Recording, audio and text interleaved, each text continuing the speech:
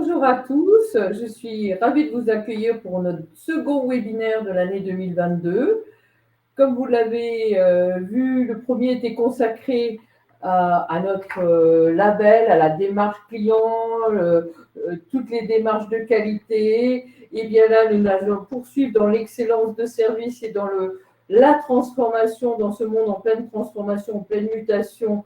Et au-delà, comme on peut dire, vu ce qui nous attend, et peut-être ou pas, j'en sais rien. Mais en tout cas, quoi qu'il arrive, eh bien, on a la chance, comme souvent, d'accueillir Charles-Henri Dessières-Deshortes avec nous, qui nous accompagne depuis la création de l'association Esprit de Service France et qui va nous parler aujourd'hui de quelles compétences d'avenir dans ce monde en pleine mutation, en pleine transformation.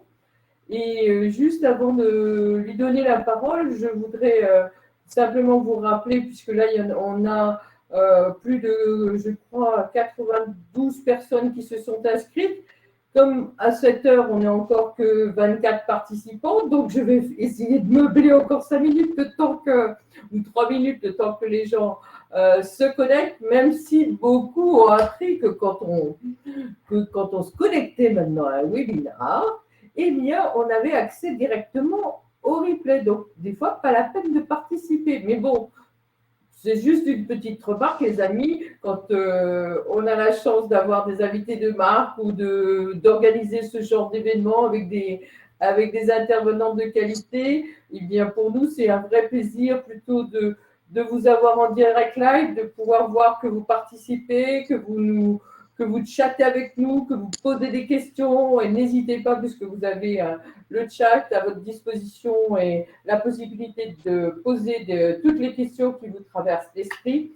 Donc, sans plus attendre, parce que la présentation et l'échange que nous allons avoir avec Charles-Henri, et surtout, enfin aussi, je donnerai la parole. J'ai eu la chance que Nicolas Dupin accepte mon invitation pour vous exposer un certain nombre de choses, puisque lui aussi, il a été un acteur de ce que va vous présenter Charles-Henri à un autre niveau. Donc, Nicolas Dupin, qui est président de France Immersive Learning, mais j'y reviendrai tout à l'heure. Donc, sans plus attendre, je donne la parole à Charles-Henri Dessières-Deshortes, professeur de Mindry, que tout le monde connaît et qu'on est ravi d'accueillir aujourd'hui.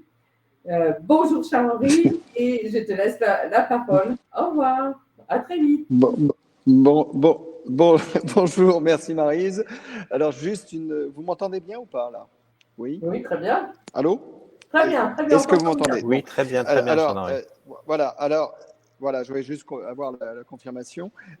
Juste une petite précision, un professeur émérite, il a quelques mérites, mais c'est surtout un professeur à la retraite. Alors, retraite très active, et être très active, ça veut dire que je continue à travailler pour l'école.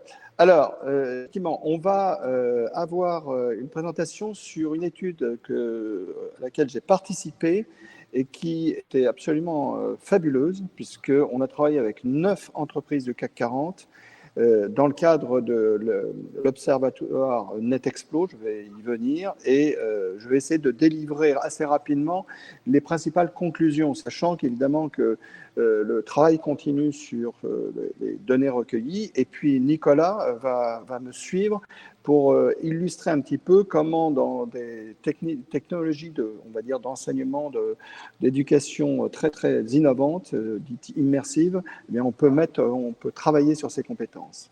Hein. Voilà. Alors. Je parle de cette étude qui a été menée au cours de l'automne 2021 jusqu'à Noël.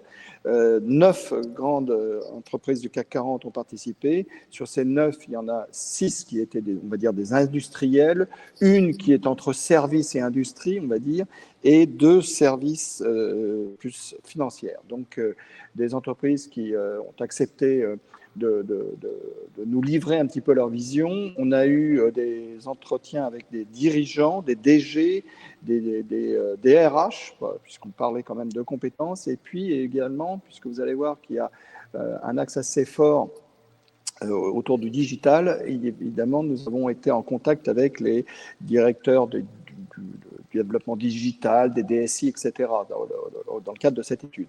Alors, NetExplo, juste un petit mot sur NetExplo pour vous qui peut-être Oui, ne le on connaît, connaissez Thierry pas cet vient régulièrement observatoire. exposer aussi Ah bon, d'accord. ses Bon, c'est études. juste pour dire que c'est un service aujourd'hui des échos et j'ai eu la chance d'être un des 3 professeurs d'HEC en 2007 à participer à la naissance, à la création de NetExpo. Et puis, il y a d'autres acteurs qui sont liés à cette étude. Il y a le ministère, avec Elisabeth Borne d'ailleurs, qui nous a accueillis fin octobre pour les tout premiers résultats, la conférence des grandes écoles, puisque j'ai des amis d'autres grandes écoles qui vont participer à le développement de certaines formations courtes, et puis les échos, bien sûr, et puis le cabinet Topics. Alors, les questions que nous avons posées systématiquement, les questions assez ouvertes, sont parmi les grandes transformations, quelles sont celles de la société, quelles sont celles qui vous impactent, vous, votre entreprise, votre activité. Ensuite, deuxième question, quels sont les sujets de transformation que vous avez traités, et puis notamment depuis le début de la pandémie. Ensuite, il y a eu celle qui était plus spécifique sur les compétences transversales clés. Et on terminait avec une question assez ouverte sur des programmes de formation qui semblent assez indispensables. Et c'est notamment dans le cadre de l'association des grandes écoles que vont être développés des programmes courts sur des compétences qui seront, que je vais évoquer. Et d'ailleurs, Nicolas pourra peut-être être acteur avec des techniques immersives. Alors, transformation et compétences d'avenir, les premiers enseignements. Alors, on va regarder rapidement tout d'abord, c'est la question, en fait, qu'est-ce qui fait que nous avons évoqué ces compétences transversales, pourquoi est-ce qu'elles nous ont été suggérées. On va partir d'une analyse, en fait, un tout petit peu de ce qu'on a appelé les transformations, c'est-à-dire en quoi ces entreprises, et c'était l'objet notamment des 2 premières questions, ont été confrontées à des transformations et ce qu'elles peuvent nous dire. Alors, ça concerne évidemment l'environnement, hein, et c'est leur écosystème qui est bouleversé.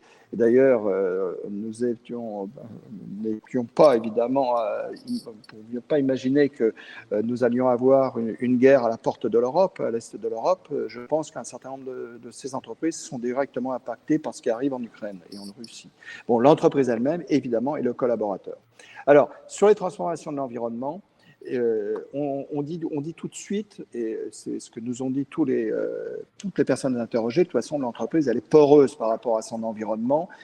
Évidemment, elle dépend très étroitement de tous les éléments d'un système, de son écosystème, et on va voir qu'il y a des dimensions qui sont peut-être plus prégnantes que d'autres. Hein. D'ailleurs, vous voyez, il y a une citation d'Elisabeth Fontex, qui est la patronne du learning et du développement d'Orange, qui dit « L'entreprise, c'est un organisme vivant, des collaborateurs capables d'avoir une approche systémique en sachant comment l'organisme vivant se déforme et évolue. » Donc, vous voyez, c'est d'avoir une vision beaucoup plus globale de l'entreprise.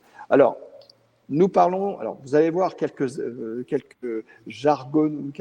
mots un peu jargonneux anglais, c'est un peu je dirais, la marque de fabrique de NetExplo, donc d'utiliser quelques anglicismes, les game changers, qui sont tout simplement des facteurs de changement. Et en fait, ce qu'on appelle des game changers, ce sont des chocs, évidemment, pas tous prévisibles et qui sont capables profondément de perturber le système. Et bien, l'exemple de la crise ukrainienne est un bel exemple. Simplement, nous l'avons, nous, pas identifié à l'époque, bien sûr. Mais on a d'autres game changers qui sont importants. Et on en a 3 de tous les entretiens, finalement. Et pour avoir participé quasiment aux 32 entretiens, je crois que je n'ai pas dû en avoir un seul sur les 32. Je crois que j'en ai fait 31 au total. Ce qui est frappant, c'est qu'il y a 3 aspects qui semblent importants. C'est les aspects liés au numérique, à l'environnement, évidemment, et à la société dans son ensemble. Et on verra, évidemment, on est à quelques jours du 8 mars, que les enjeux, notamment de diversité et inclusion, sont importants. Alors, pourquoi ? Il s'agit d'abord de comprendre ce qui arrive avec ces game changers, d'essayer d'innover, de trouver des solutions pour répondre à ces défis de l'environnement. Il faut s'adapter, et là, il est adopter aussi, adapter et adopter. Vous voyez, je joue avec les 2 mots, et déployer. Alors, déployer, c'est très important, on va le voir sur certaines des dimensions qu'on va évoquer. Alors, le numérique, c'est quand même pas très nouveau, hein, mais on continue. Ça fait bien une vingtaine d'années qu'on parle pratiquement de révolution digitale. J'exagère un petit peu, mais c'est malgré tout quelque chose qui continue de perturber et de faire évoluer assez profondément ces entreprises. Plus certaines d'entre elles, il y en a, sur les 9, il y en a certaines qui sont plus en avance sur cette dimension. Alors c'est évidemment, et ça fera plaisir à Maryse, c'est le client au centre de toutes les attentions. Donc là, on est vraiment dans l'esprit de l'association, esprit de service. On est vraiment sur cette dimension. Et le digital met évidemment le client encore plus au centre. Bon, il y a l'entreprise 4.0 et le collaborateur augmenté. On va lui donner on va dire, de nouvelles ailes. C'est vrai que toutes les solutions digitales vont aider le collaborateur sans doute à avoir une relation client beaucoup plus ouverte et beaucoup plus intelligente. Une opportunité pour la collaboration, évidemment, ce qui nous est arrivé avec le télétravail, c'est le développement du travail hybride va être sans doute la règle dans de nombreuses entreprises. Et là, le digital a été, je dirais, la fondation de ce qui s'est passé. Et néanmoins, il y a aussi un enjeu éthique et de souveraineté. D'ailleurs, on a beaucoup parlé récemment là, de souveraineté numérique. Et je pense qu'on va encore plus en parler avec le fait que l'Europe, vous l'avez entendu, essaye de devenir plus autonome sur beaucoup de sujets, y compris sur la question du numérique. Alors, l'idée, on l'a un peu formulé comme ça, c'est que l'objectif, c'est d'avoir des collaborateurs. C'est pour ça qu'on parle de tous devenir digital data fluent. Ça veut dire le digital, mais plus spécifiquement dans les questions digitales, on a beaucoup insisté sur l'importance de la data. Et évidemment, quand on pense à ce que fait Esprit de Service, on a l'importance de la data est cruciale pour à la fois comprendre comment les collaborateurs, on veut dire, se positionnent et comment les clients réagissent, etc. Donc, en fait, cette question de la data a été centrale. Vous allez voir, ça va faire partie d'ailleurs d'une, entre guillemets, des compétences qu'on va évoquer plus tard. Alors, sur la question de la sustainability, on va dire du développement durable, il y a quand même une urgence. Alors, moi, ce qui m'a frappé à titre personnel, c'est tous ces dirigeants parler, et surtout, évidemment, vous ne serez pas surpris dans les entreprises industrielles, parler beaucoup de décarbonation, parce que pour eux, c'est quand même quelque chose de crucial. Je vais quand même citer 2 entreprises. On a eu Safran et Airbus, et il n'est pas très étonnant que les 2 nous ont dit qu'ils rêvent, et évidemment l'un appuyant l'autre d'une certaine façon, qu'ils rêvent d'un avion, d'un transport aérien zéro carbone pour 2050. Ça va être quand même très compliqué à développer des moteurs d'avion parce que Safran est directement impliqué et puis évidemment Airbus dans la conception des avions va avoir aussi beaucoup de travail. Alors vous voyez, on dit que l'entreprise est à la fois la cause et la solution. Des mots et émotions aux actes et transformations. Donc, en fait, c'est de dire, oui, la sustainability, la question de la décarbonation, elle devient absolument majeure, mais il va falloir vraiment que ça se traduise très concrètement. Bon, il y a la pression réglementaire et financière, et je pense que ce qui est annoncé pour l'Europe là, dans les années à venir, avec même l'impact de la crise ukrainienne, nous fait dire qu'on va encore plus parler, à mon avis, de sustainability.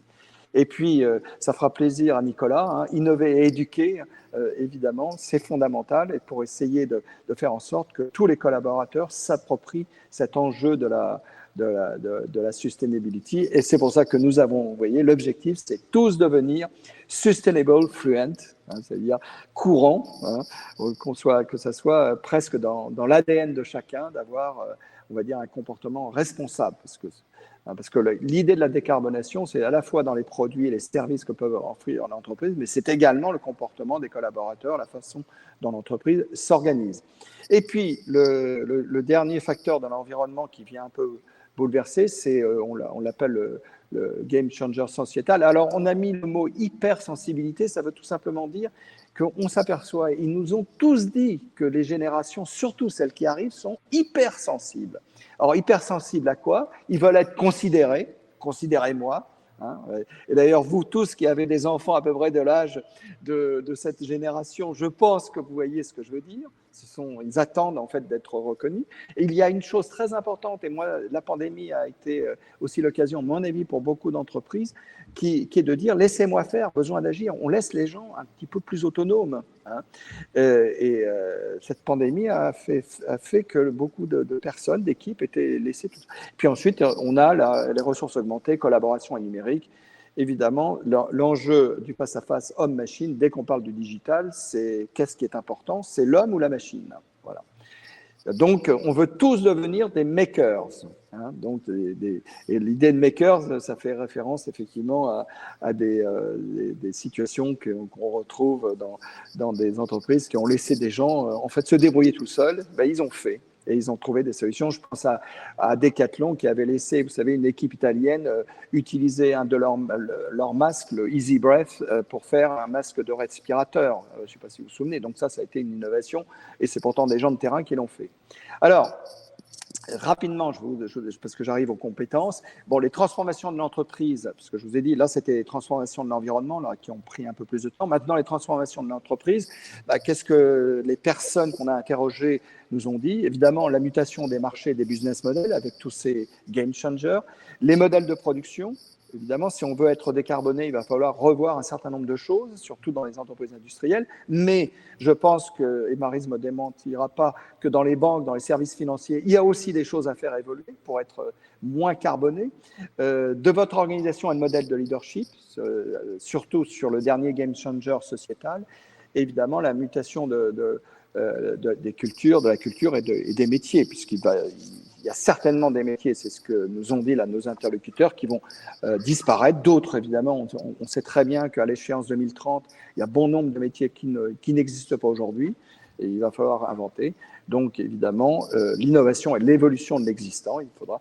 Et quelque chose d'important et qui interpelle évidemment des enjeux liés aux compétences, la transmission des connaissances à toutes les cellules de l'entreprise organique. Donc, c'est une entreprise qui est plus engagée dans un récit actif, qui est poreuse, on l'a déjà dit, hein, ouverte un peu sur son écosystème, fluide. Ah oui, effectivement, c'est une des caractéristiques, c'est qu'on s'aperçoit qu'il y a de plus en plus de désilotage, de décentralisation. Enfin, c'est ce que disent les interlocuteurs, travail hybride, mais je pense que ça correspond quand même à de vraies réalités, parce que l'entreprise doit devenir beaucoup plus agile. Bon, la tech, évidemment, le digital est partout, et courageuse. Alors, bon, c'est un terme qu'on a osé, parce que un certain nombre d'interlocuteurs nous ont parlé d'humilité du savoir, d'ouverture d'esprit et de prise de risque. Le collaborateur, on va bientôt arriver aux compétences. Hein. C'est pour le collaborateur, les nouveaux métiers, comme je viens de le dire, certains qui sont totalement imprévisibles. Alors, une évolution de l'état, alors on aurait pu mettre de l'état d'esprit, mais du mindset de l'individu comme de l'organisation. C'est vrai, il y a certainement une transformation un petit peu des mentalités qui est assez forte, à commencer par les dirigeants. Hein. Quand on parle de décarbonation, moi, ce qui m'a frappé, c'est que je pense que ça passe par une transformation des comportements de l'équipe dirigeante. Enfin, je dis ça, je ne dis rien. Je ne sais pas si vous serez d'accord, mais je pense que c'est important. De nouvelles expertises qui vont faire évoluer faire évoluer, je crois que le mot faire a été oublié, les gestes professionnels de tous les métiers. C'est vrai que dès qu'on a plus de data, de l'IA, de l'intelligence artificielle, bon, la cybersécurité a été aussi pas mal évoquée, et puis les enjeux de décarbonation, sustainable et les outils. Donc tout ça, ça fait évoluer un petit peu évidemment les métiers, les comportements collaborateurs, évidemment l'apprentissage permanent de hard skills et de soft skills. Et d'ailleurs, les soft skills prennent de plus en plus de place. Et vous voyez l'attention portée à tous les acteurs de la chaîne de valeur interne. Alors, le collaborateur, il doit être adaptable. Hein, il est ouvert et qui est capable de tout remettre en cause, à commencer par soi-même, d'ailleurs, engagé, capable de conviction et de persistance, coopératif, autonome, vous voyez, augmenté de ses assistants numériques. Encore une fois, c'est un tableau sans doute idyllique, hein, mais quand on leur a dit comment voyez-vous le collaborateur de demain, c'est un petit peu ce qu'ils disent. Et décisionnaire ayant pour mandat pour agir. Alors là, c'est très important parce que là, on se rapproche un peu plus de la notion de subsidiarité. Alors, maintenant, on arrive aux compétences, rassurez-vous, quand même. Donc, on est sur... je veux dire, il faut être humble. Hein. C'est pour ça qu'on a mis cette citation d'Olivier Rousset, qui est directeur général du groupe Bouygues, hein, que nous avons interrogé, et qui dit « Il faut avoir l'humilité nécessaire pour comprendre ce que l'on ne sait pas, excusez-moi, et la qualité est la plus importante. » C'est vrai qu'il faut être humble, parce que ce qu'on va vous dire, Nous pensons que beaucoup de choses vont se produire. D'ailleurs, Nicolas pourra sans doute réagir par rapport à ce qu'il va entendre maintenant, mais on est humble. Hein. Alors, il y a certaines compétences qu'on a appelées des métacompétences, c'est-à-dire un peu plus globales. Alors, l'esprit critique et l'ouverture, en disant que tout le monde dans l'entreprise doit faire preuve effectivement de remettre en cause certaines idées reçues, tout simplement. Hein. L'écoute et l'empathie, ça surprendra personne. L'adaptation à l'incertitude, bon, ça, on va dire, ça ne mange pas de pain, c'est pas très nouveau, mais malgré tout. L'engagement et la persistance, c'est-à-dire que c'est important d'avoir des gens, évidemment, qui peuvent être très ouverts, très flexibles, etc., mais quand même qu'ils soient engagés. La prise de risque, l'audace et le courage. Donc en disant que dans le monde de demain, et avec les game changers qu'on a évoqués, et il y en a d'autres qu'on n'a certainement pas recueillis, et puis à commencer par celui évidemment de la crise géopolitique dans laquelle on est aujourd'hui. Donc il y a la prise de risque, l'audace, gérer la complexité, la question de la complexité a été abordée pas mal de fois, et on met la diversité et l'inclusion comme compétence méta, parce qu'on est persuadé que ça touche tout le monde et ça touche n'importe quelle activité.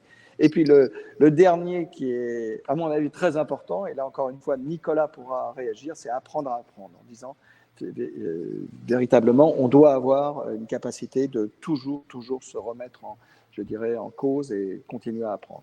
C'est ce que, à mon âge, j'essaye modestement de faire. C'est ce qu'on a tous fait, par exemple, quand on a commencé les webinaires. Personne n'avait vraiment fait de webinaire, n'est-ce pas, Maryse? Il a bien fallu s'y mettre. Alors, on les a appelés les compétences métiers. Bon, on va dire que c'est des compétences plus focalisées, en quelque sorte. Hein. Donc, on en a sélectionné 5. On pourrait, dans la richesse des informations que nous avons, sans doute en identifier d'autres, hein, parce que là, l'analyse des données continue. Donc, encore une fois, c'est une première proposition.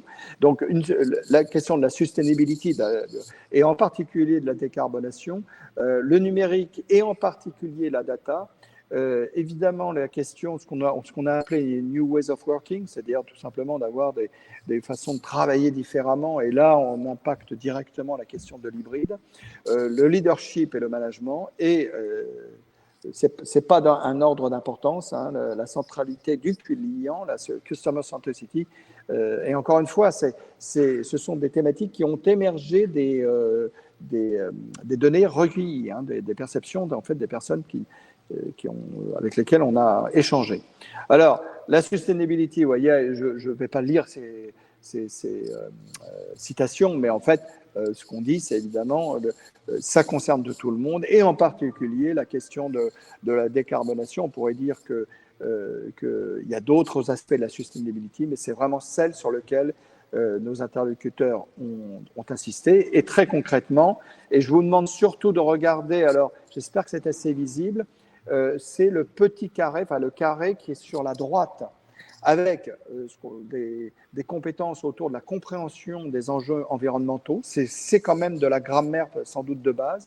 Il y a des enjeux, évidemment, le réglementaire.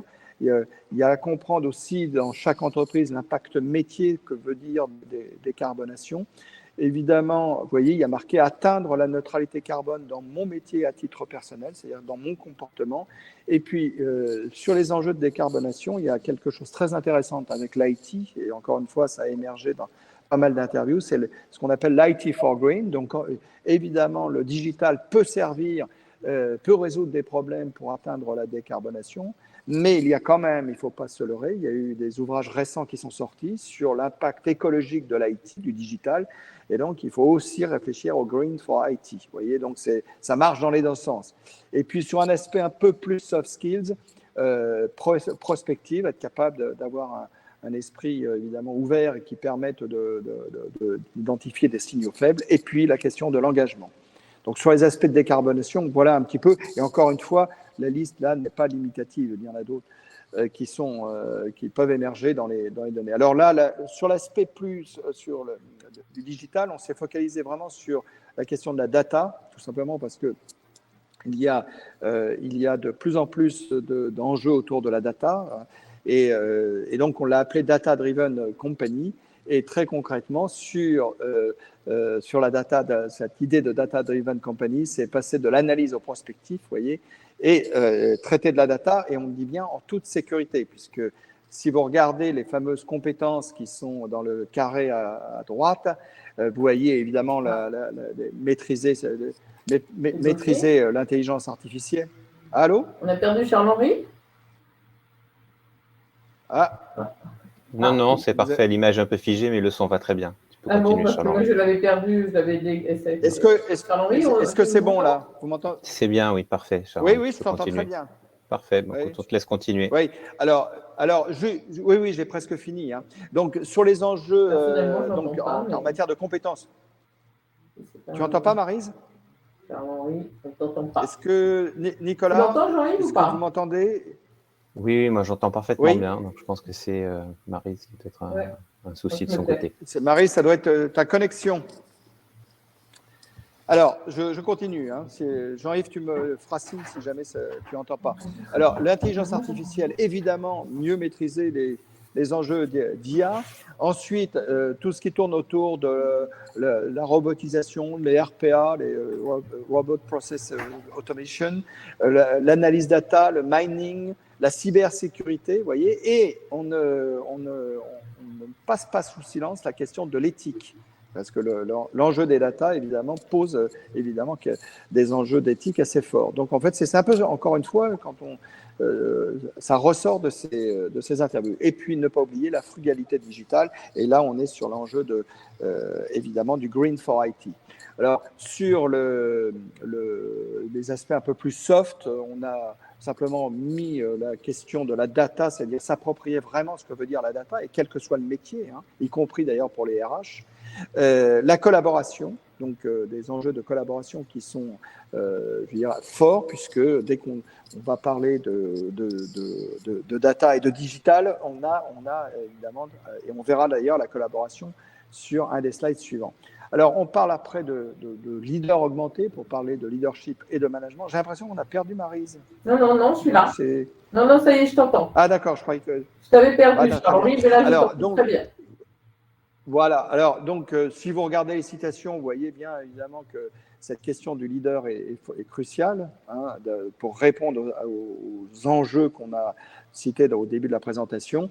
Et très concrètement, vous le voyez toujours sur le carré de droite, compréhension des enjeux, donc ça c'est évidemment, tout leader doit être au fait de ce qui arrive avec, je veux dire, impacter l'entreprise, donner du sens, ce qui ne surprendra personne.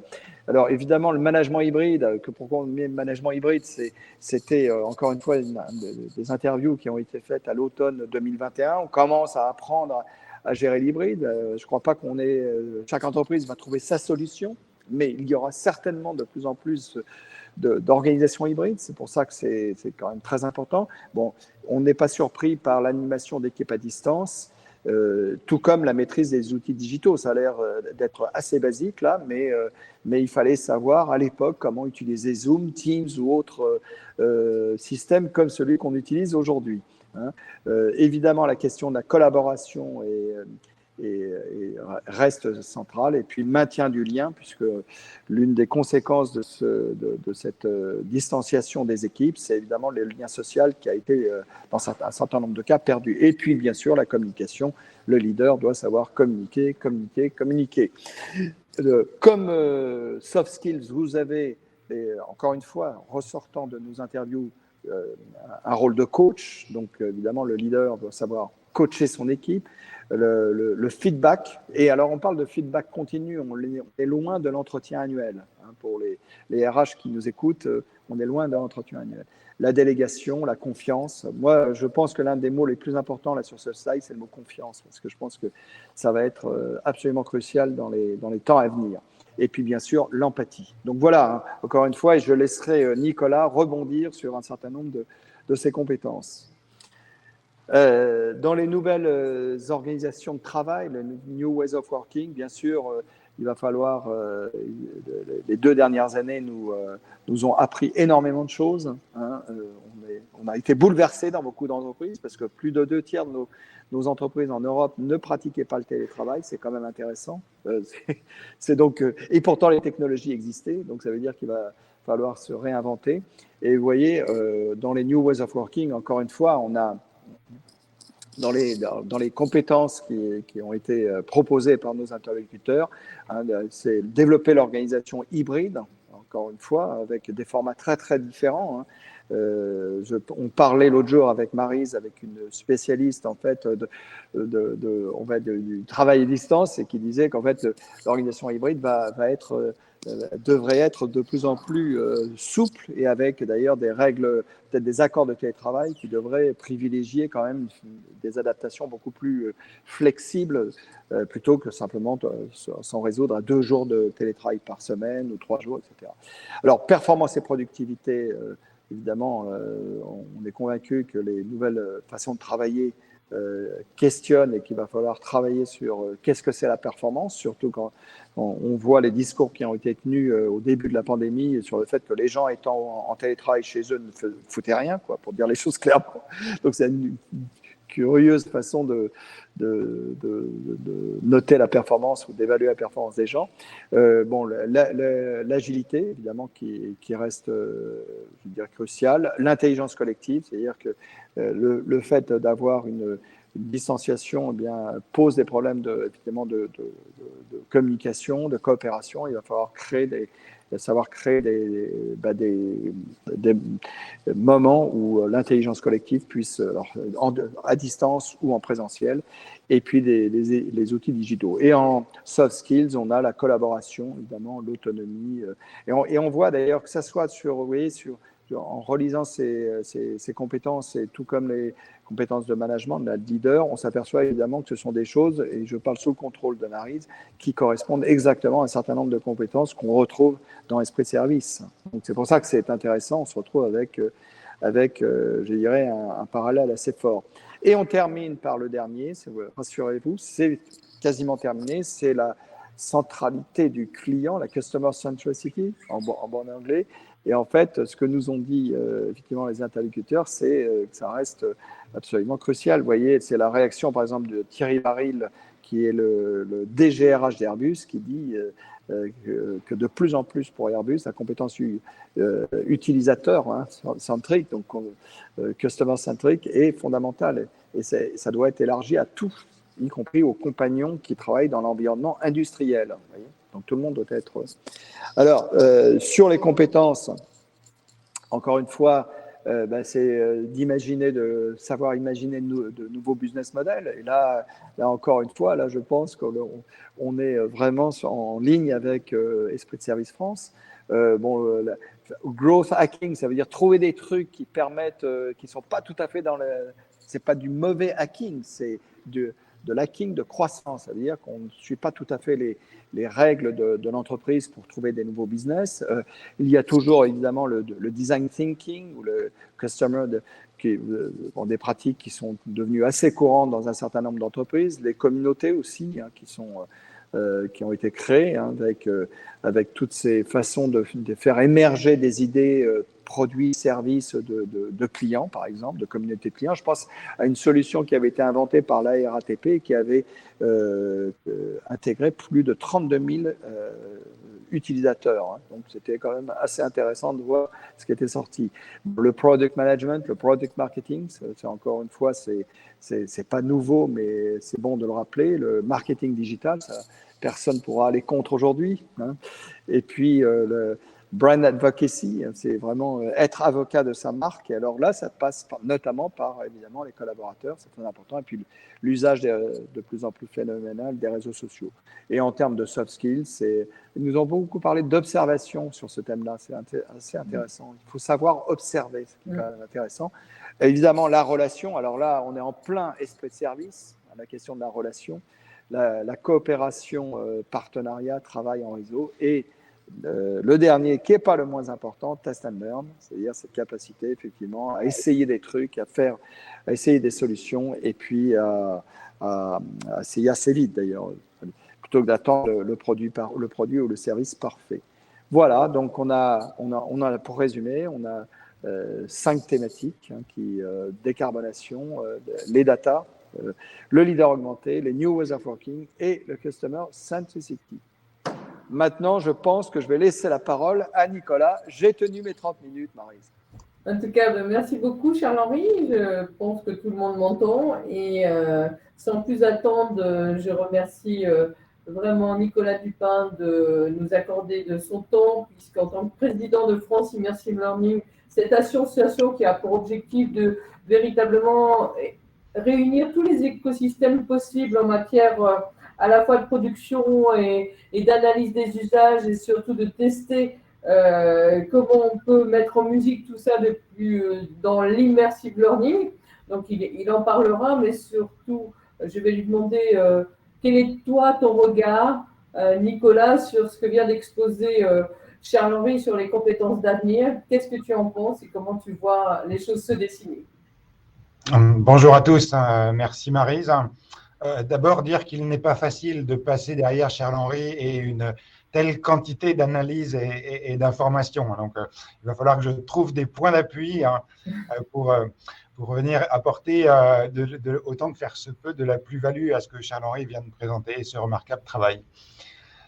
Pour commencer, j'ai capturé une citation que je trouve assez intéressante dans tout ce qui a été dit. C'est celle qui dit que les entreprises qui demain prendront le mieux le tournant de tous ces changements ne sont pas celles qui les auront prédits, mais celles qui s'y seront préparées. Et en ce qui concerne les technologies immersives, et on va en parler 2 minutes, et donc leur impact sur toutes ces compétences nouvelles qui doivent se développer, c'est bien de cela dont on parle. Parce que je pense qu'on peut peut-être s'accorder pour démarrer sur ce premier constat, très clairement dans l'ensemble des champs qui viennent d'être évoqués. Le numérique a une place centrale. Bien évidemment, l'esprit de service se fait dans la vraie vie, au contact du client, au contact de ses collaborateurs. On a vu que ces derniers temps, ce n'était pas si facile et on n'est pas certain que le retour du normal qui s'annonce maintenant ne le soit pour longtemps. En tous les cas, le numérique est définitivement une clé des nouvelles façons de travailler, de vivre, de se socialiser. Et d'être au service aussi. Et d'être au service aussi, Nicolas. Et d'être au service, bien évidemment. Et en même temps, je pense qu'on peut faire 2 constats. Le premier, c'est que oui, le numérique et toute ma carrière a été l'accompagnement du développement des usages du numérique en général. Oui, cela nous donne des capacités supplémentaires assez incroyables. On commence à bien les maîtriser aujourd'hui. Et en même temps, on voit bien, par exemple avec la visioconférence, mais aussi avec les SMS et autres outils digitaux, que cela crée une distance entre les gens, avec ses collaborateurs, avec ses clients, avec ses partenaires. Ça nous donne des outils puissants, mais en même temps, on perd quand même à passer nos vies derrière nos écrans, que ce soit sur nos téléphones ou nos ordinateurs, une certaine forme de relation humaine de proximité que l'on avait précédemment. J'aime d'ailleurs aujourd'hui à constater le retour de ce bon vieil outil qui fonctionne très bien, qui est celui du téléphone. Le deuxième constat que l'on peut poser en entrée est de dire que les interfaces numériques qui sont les nôtres aujourd'hui, que ce soit pour l'expérience collaborateur, que ce soit pour l'expérience client, que ce soit pour l'expérience de l'enseignant ou du formateur, puisque c'est bien là que nous sommes concentrés, on est un peu au bout de ce qu'on va appeler l'Internet 2.0. Les gains marginaux d'efficacité, d'engagement, de plaisir, avec les interfaces qui sont les nôtres aujourd'hui, celles qu'on commence à maîtriser, celles de nos ordinateurs et de nos tablettes, tout le monde perçoit bien qu'on est un peu aux limites de ces capacités technologiques. Ou dit autrement, que les gains d'expérience et d'efficacité, plus d'expérience, qui sont devant nous sont assez marginaux. On parle aujourd'hui beaucoup du métaverse et du Web3, on ne va pas rentrer dans le sujet. Mais il me semble clair que la nouvelle frontière ou une nouvelle frontière pour apprendre ces nouvelles compétences, pour développer des nouvelles modalités de relations et d'activité, elle va se faire à travers ce que nous appelons les technologies immersives. qui sont, pour le préciser, grosso modo de 3 ordres. Celles qui augmentent la réalité, donc des lunettes de la réalité augmentée ou de réalité mixte, qui ne sont pas encore là, mais qui arrivent. Les dispositifs de réalité virtuelle qui permettent de transmuter la réalité et de nous donner la capacité à faire des choses qu'on ne peut pas faire dans la réalité. Par exemple, se téléporter sur la muraille de Chine au cœur d'une centrale nucléaire, ou bien dans des dispositifs effectivement réalisés en matière de décarbonation, par exemple, ou d'impact environnemental. Et puis la vidéo 360, qui, elle, permet de se plonger dans une situation réelle, de capturer la réalité et d'y vivre des expériences et des situations.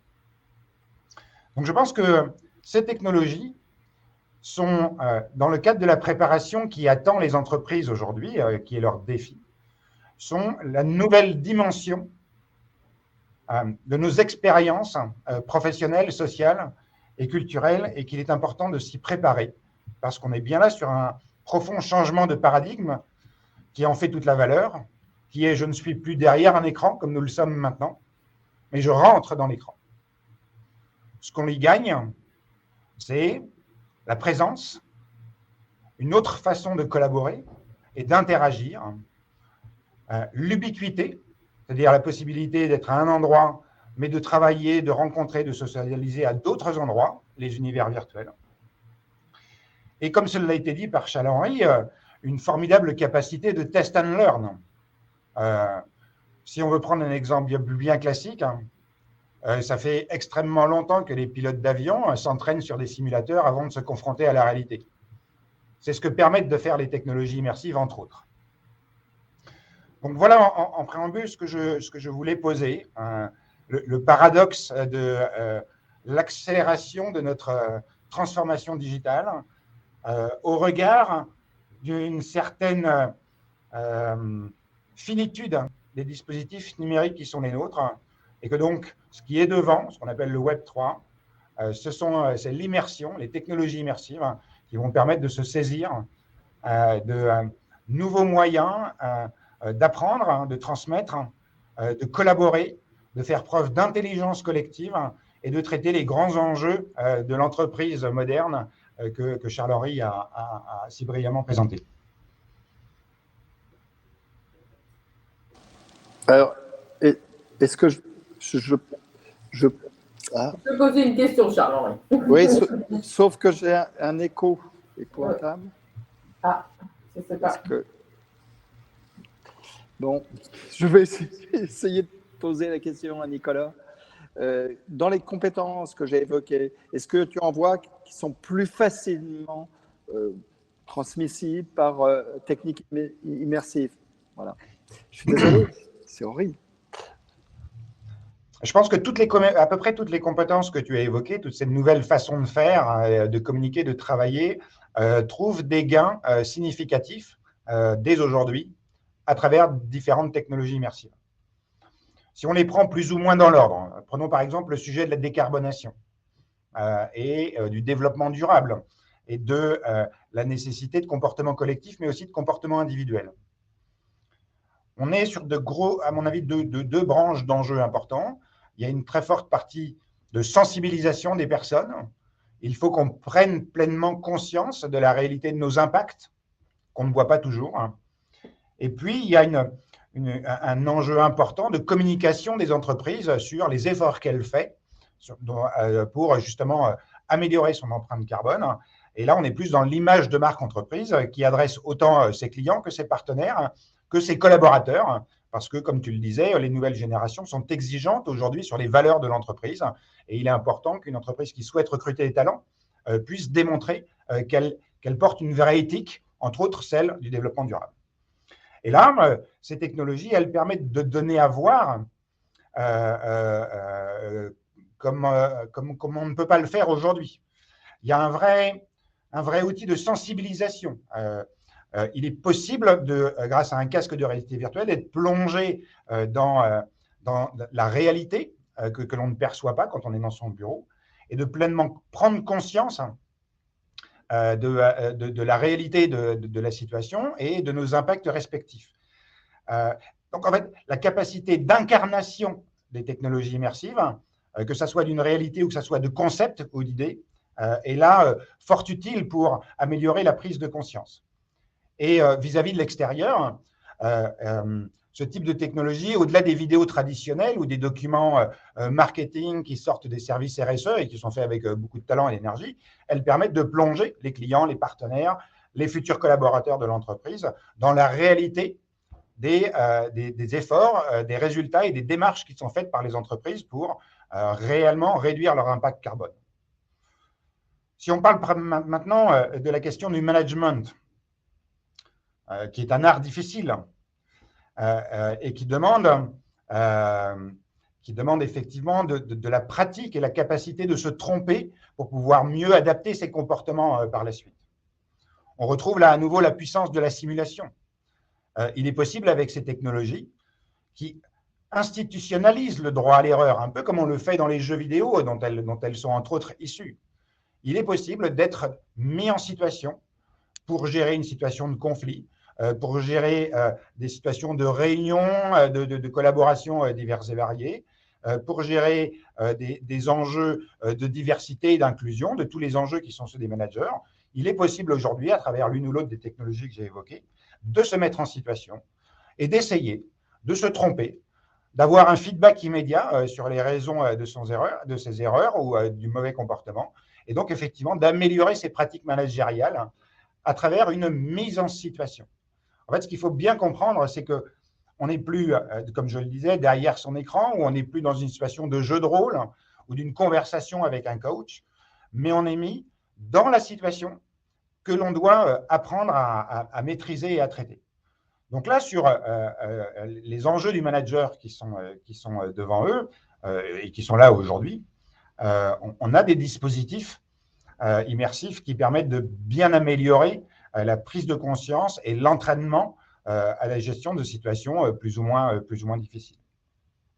On a un peu la même chose sur la relation commerciale et sur le développement de l'esprit de service. Pour prendre un exemple simple, tout le monde a certainement eu l'occasion de faire des jeux de rôle de relations commerciales. Les jeux de rôle que l'on fait dans les salles de réunion, on a un formateur qui vient avec son PowerPoint et qui nous présente les conseils, les recommandations, les enseignements. Et ces situations, elles ont à mon sens deux limites. La première, c'est qu'on n'est pas du tout en situation. On fait en sorte d'imaginer qu'on est dans un magasin, qu'on est à l'accueil d'un hôtel, qu'on est dans la salle de réunion avec ses collaborateurs et tout le monde essaye de faire un effort pour rendre le jeu de rôle crédible. Mais il n'y a pas de sentiment de mise en situation, d'incarnation. La deuxième limite, c'est que quand on fait ce type de simulation, de jeu de rôle, tel qu'on les fait aujourd'hui, et je ne parle pas de l'hypothèse de les faire en visioconférence, où là, la valeur devient extrêmement faible. La deuxième, c'est qu'on a souvent dans le groupe des personnes qui sont extraverties et qui veulent bien tout de suite se mettre en scène. Et on a souvent des personnes qui sont un peu plus réservées pour diverses raisons, pour des raisons de personnalité, pour des raisons de moment de vie, et qui ne souhaitent pas être exposées au regard des autres. Ces personnes-là, dans ces situations de jeu de rôle, ne vont pas apprendre, ne vont pas être en capacité de développer les compétences qu'on leur demande de développer ou qu'elles aimeraient bien développer. Le fait de mettre un casque de réalité virtuelle permet d'amener une vraie plus-value sur ces deux éléments de situation. D'une part, on peut vous mettre dans un décor qui est extrêmement crédible, qui est celui de la réalité de l'activité. Et d'autre part, le fait de mettre un casque et de ne plus avoir le regard des autres et d'être incarné dans ces univers virtuels à travers un avatar dont on peut choisir la nature, la forme, le sexe, la couleur de la peau, que sais-je, permet de créer une distanciation de soi et donc de donner à l'ensemble des personnes les meilleures conditions pour qu'elles donnent le meilleur d'elles-mêmes. Et toujours avec cette capacité de répétition et de droit à l'erreur, puisqu'on est plus distant de la réalité grâce à ce casque de réalité virtuelle. Si on prend la data, on a là un sujet qui est très intéressant, je trouve. Aujourd'hui, et plus ça va, plus la quantité de données que l'on doit manipuler est colossale. Absolument colossale. Et elle ne fait que croître. Et dans une société data-driven, elle ne va faire que croître. Les outils qui sont les nôtres aujourd'hui pour appréhender cette donnée sont assez, comment dire, commencent à être limités au vu de la quantité de données. Si on veut la représenter, on est, à travers nos interfaces 2D, limité à trois axes de représentation au maximum. Et par ailleurs, quand on fait de la data visualisation, il est très difficile de faire varier de manière dynamique des paramètres qui viennent bouger une représentation sous forme de graphique, de camembert, de courbe ou les autres outils dont on dispose. Si par exemple, on prend ces données, quelles qu'elles soient, et qu'on vient les modéliser dans un espace tridimensionnel, en réalité virtuelle, et qu'on se connecte à plusieurs dans cet espace de modélisation de data tridimensionnelle, là, on n'est plus à regarder de la donnée. On va se retrouver à se déplacer à l'intérieur de la donnée et de le faire collectivement les uns à côté des autres. Par ailleurs, on n'est plus contraint à 3 axes, mais on va pouvoir avoir jusqu'à 6 axes de données. Parce qu'on a effectivement les volumes, la proportion, la profondeur, mais on va pouvoir aussi la modéliser en taille, en couleur, en proportion et donner réellement corps à la donnée. Et par ailleurs, les interfaces que l'on commence à développer permettent de modifier les sources d'entrée de données et de zoomer, vous voyez, de donner à voir des signaux faibles, d'incarner cette donnée de manière tridimensionnelle, de manière extrêmement plus puissante que ce que l'on fait aujourd'hui. Un très bon exemple, par exemple, c'est de la donnée urbaine, par exemple, ou de flux dans une entreprise. Aujourd'hui, ce sont des données qui sont relativement abstraites. Eh bien, il est parfaitement possible de l'incarner de manière tridimensionnelle en contexte et de permettre une analyse individuelle ou collective autrement plus puissante que l'on peut le faire avec les outils dont on dispose aujourd'hui et ceux dont on disposera demain, en particulier pour la visualisation. Mais, Nicolas, j'ai toujours l'écho dans mes oreilles. Bon, tu m'entends là ou pas? Très bien. Oui. Je vais retirer les. Alors, la question que ce que j'ai compris dans toute cette description très précise de l'utilisation de techniques immersives, c'est finalement une capacité, c'est effectivement quelque chose qu'on a ressenti chez nos interlocuteurs, de faire approprier par le plus grand nombre dans l'entreprise les enjeux de décoordination, les enjeux, par exemple, de data. J'ai à un moment dit que un certain nombre de nos interlocuteurs ont parlé de cybersécurité. C'est facile, mais il y a vraiment quelque chose autour de l'expérience qui est je me souviens d'une entreprise où le DRH Group reconnaissait faire des erreurs en matière de cybersécurité et on lui a tendu un piège. Et bien, il est tombé dans le piège. Donc, en fait, ce que tu dis, là, mais ça a été fait d'une façon immersive, puisqu'on lui a fait faire une erreur et il s'est rendu compte de l'importance de la cybersécurité. Donc, en fait, finalement, ces technologies immersives, c'est un peu une forme de révolution qui permet au plus grand nombre de s'approprier un certain nombre de compétences qui ont été ressorties de cette étude. C'est quand même très intéressant. Mais est-ce qu'il y a des personnes, je vois, on a encore 28 à peu près personnes, est-ce qu'il y en aurait qui auraient des questions? Il faut qu'ils écrivent. Je ne sais pas, j'ai pas vu. Oui. J'ai vu aucune question arriver. J'ai regardé, mais j'ai vu aucune question arriver. En tout cas, moi, j'en ai une pour vous deux. Est-ce que, Dominique, toi, tu as des exemples concrets de ce que tu as réalisé par exemple, tu parlais de bâtiment tout à l'heure en termes de compétences, de situation. Je sais que tu as forcément des exemples puisque tu réalises des POC pour des entreprises. Concrètement, comment tu peux traduire ça, même si je vais proposer à la fin, dès qu'on aura terminé, et j'ai le plaisir d'annoncer déjà d'entrée de jeu, parce que Nicolas, on en a parlé, que l'Assemblée générale d'Esprit de Service France qui aura lieu le 14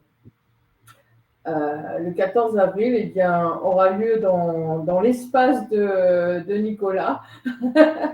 Et pour ceux qui peuvent être présents, même si on sera à la fois en physique et en digital, et ça nous donnera l'occasion justement de plonger dans ces techniques immersives, mais pour pour le moment. Est-ce que tu peux donner des exemples concrets?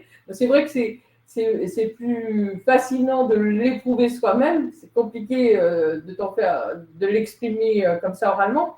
C'est moi qui l'ai testé aussi chez toi sur ce genre de choses, avec ce genre d'appareil. On est quand même assez perturbé, même si, comme tu dis, j'ai bien apprécié l'idée de cette distance quand on n'est pas à l'aise relationnellement, mais de pouvoir justement, à travers cet appareil, de vivre soi-même cette expérience ou de formation au relationnel distancié comme on peut l'avoir. Voilà. Est-ce qu'il y a concrètement d'autres exemples? Alors, la quantité d'exemples, et puis ça permet de répondre à la question qui est posée. Est-ce qu'elles sont déjà en place? Est-ce qu'elles vont réellement changer la donne? Pour nous, la réponse est évidemment clairement oui. Est-ce qu'elles sont déjà en place? La réponse est aussi oui. À titre d'exemple, et puis pour rester dans le cadre de BPCE et de Natixis, nous avons reçu depuis plusieurs mois de très nombreux collaborateurs de Natixis à qui on a permis de visiter leurs futurs locaux de travail, qui sont des changements importants en termes d'organisation, puisqu'on passe sur du flex office et qui n'était pas nécessairement l'usage dans l'ensemble du groupe. On leur a permis de découvrir leurs futurs locaux de travail collectivement en réalité virtuelle et de se déplacer dans les futurs bureaux et les nouvelles organisations physiques qui vont leur être proposées pour qu'ils puissent commencer à se préparer à des nouvelles façons de travailler lorsqu'ils seront dans les espaces. On leur a d'ailleurs permis aussi de rencontrer la responsable du programme immobilier qui leur a expliqué les tenants et les aboutissants de ces changements. Quand je vous dis de la rencontrer, c'est de la rencontrer en réalité virtuelle et non pas physiquement, avec la répétition que cela est possible, avec la personne incarnée devant, comme si on était avec cette personne. Est-ce que ces formations sont déjà réellement en place? Oui, beaucoup. Aujourd'hui, l'entreprise déploie des dispositifs immersifs. Prioritairement sur des sujets qui sont très transverses. On trouve beaucoup de sujets, par exemple, sur la sensibilisation à ce qu'on appelle les risques psychosociaux. Le harcèlement, l'égalité, le sexisme. Voilà. Là, aujourd'hui, on a beaucoup de dispositifs immersifs qui sont très impactants et qui permettent tout de suite de changer le regard et donc de changer les pratiques. On a les aussi comportements. Et les comportements, évidemment. On a aujourd'hui beaucoup de choses sur les risques et la sécurité en entreprise, en particulier dans les entreprises industrielles, sur les chantiers, ce genre de choses, où là, effectivement, il est tout à fait possible de monter sur un échafaudage et d'en tomber parce qu'on n'a pas respecté les sécurités. Et ça, avec tous les cas d'usage et toutes les situations que vous pouvez imaginer. En matière de soft skills, on a beaucoup de simulations qui sont aujourd'hui utilisées par les entreprises pour de la mise en situation de manager, en situation de tension. Dans ce cas-là, on crée une situation de complexe et on les plonge dedans et ensuite on travaille avec eux sur leur réaction en situation. Mais aussi, on a beaucoup de situations de prise de parole en public, par exemple, que ce soit autour d'un board, devant une salle de 500 personnes ou devant un stade de 15 000 personnes. Dans le domaine de la santé, il y a beaucoup de choses qui se développent aujourd'hui parce qu'effectivement, la règle de jamais la première fois sur le patient est complètement libérée par les technologies immersives. On trouve beaucoup de sujets sur l'accueil des collaborateurs. Parce que lorsque vous avez affaire à des grands groupes, comme ceux qui ont été interrogés dans le cadre de cette enquête, ce sont des groupes qui sont multisites en France, multisites à l'international, et qu'il est important, lorsqu'on accueille des nouveaux collaborateurs, de leur permettre, de prendre la dimension de l'entreprise, des locaux dans lesquels ils vont évoluer, dans lesquels ils ne pourront peut-être pas se rendre, et des valeurs de l'entreprise qui sont celles qui la fondent. Et là, aujourd'hui, on trouve beaucoup de dispositifs en vidéo 360 ou en réalité virtuelle qui permettent d'accueillir les collaborateurs avec une vraie immersion dans l'entreprise, bien plus qualitative que ça n'a pu être fait en visioconférence ou avec ces dernières années avec les limitations qui étaient les nôtres. Donc, en fait, les conditions de cas d'usage sont multiples. Les solutions qui existent aujourd'hui, disponibles, prêtes à déployer, sont multiples. Le vrai sujet, c'est effectivement d'avoir des entreprises qui acceptent d'apprendre et qui acceptent d'engager progressivement l'intégration de ces nouveaux outils, de ces nouvelles façons de faire dans leur processus, de façon à pouvoir petit à petit les diffuser par vagues successives dans leurs organisations et contribuer au développement de ces nouvelles compétences. Donc, on est bien sur un enjeu technologique. Les situations sont là, les technologies sont matures, les cas d'usage ont été démontrés, mais sur un engagement de l'entreprise à aller chercher de nouvelles solutions pour relever les nouveaux défis qui sont celles qui s'ouvrent à eux.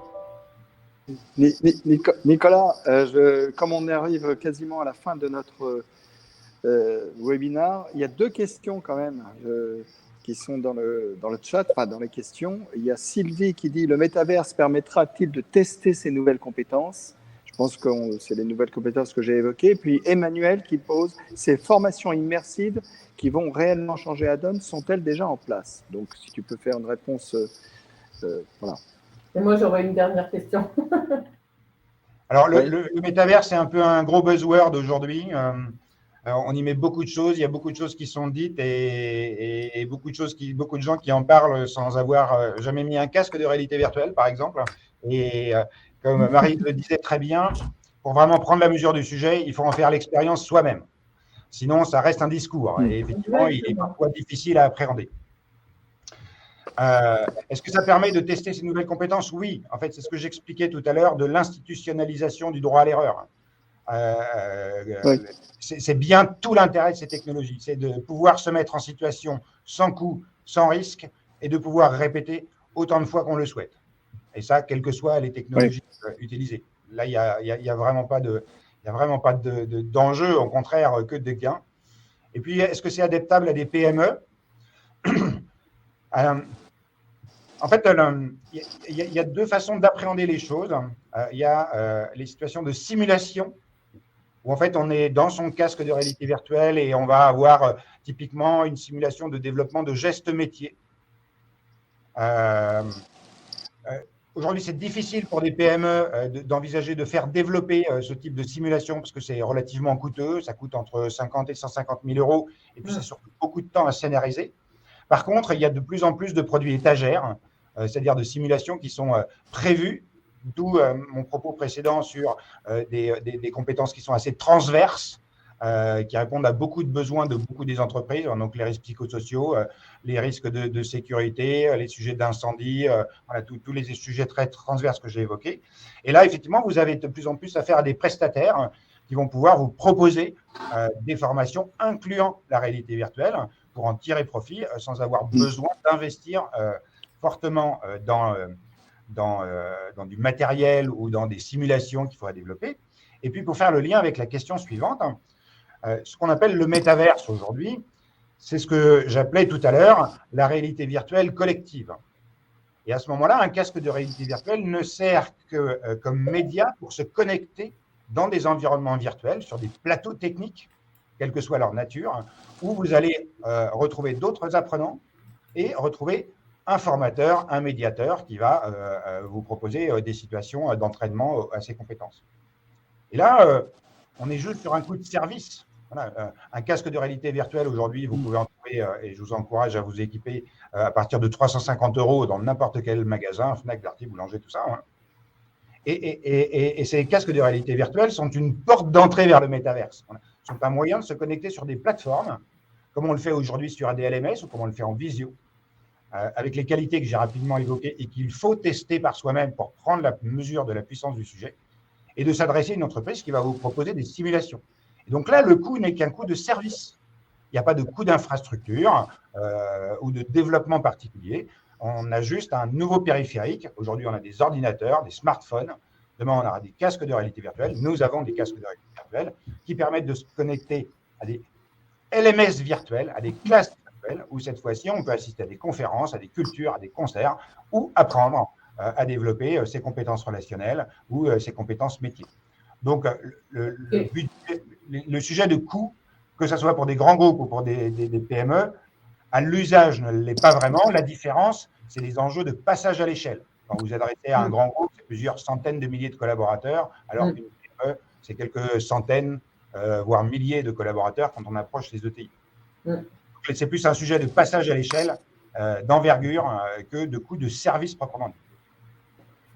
Ok, merci beaucoup, beaucoup Nicolas pour toute ton intervention et tous ces compléments. Je pense que tous ceux qui étaient avec nous ont perçu tous les développements futurs et tout ce qui nous attend en termes de compétences d'avenir et de possibilités de formation différentes, parce que c'est vrai encore dans nos organisations, on est encore très, très basé sur du e-learning classique ou des formations, du micro-learning, des petites choses comme ça, mais c'est important déjà de se mettre un peu en acculturation de ce qui se prépare. Et donc, je vais vous proposer pour le 14 avril, pour ceux qui sont membres d'Esprit de Service France, eh bien, de nous retrouver chez Nicolas, chez Nicolas, pour, entre autres, évidemment, pour ceux qui sont disponibles physiquement, être là avec nous pour assister à l'Assemblée générale, mais aussi tester ces environnements le 14 avril. Je vous remercie tous d'avoir participé à notre webinaire. Juste information complémentaire, au-delà de l'Assemblée générale d'Esprit de Service France, on aura d'autres webinaires qui sont prévus au mois de mai et nous aurons notre convention traditionnelle au mois de juin et on poursuivra tous les travaux que nous avons initialisés ensemble sur comment repenser et aller vers une nouvelle relation commerciale. Vous avez déjà eu les informations concernant les résultats de l'enquête le 4 février dernier à la Tour Eiffel concernant l'enquête Top 4 que nous avions réalisée, qui a été poursuivie à BPCE par un World Café pour travailler sur tout ce qui est les paradoxes qu'on a identifiés, sur les pistes de solutions qui ont été trouvées par nos participants. Nous exposerons tout ça prochainement. Et je vous remercie tous de votre participation, pour votre participation. Et je vous dis à très bientôt. Merci à tous. Bonne soirée à tous et à bientôt.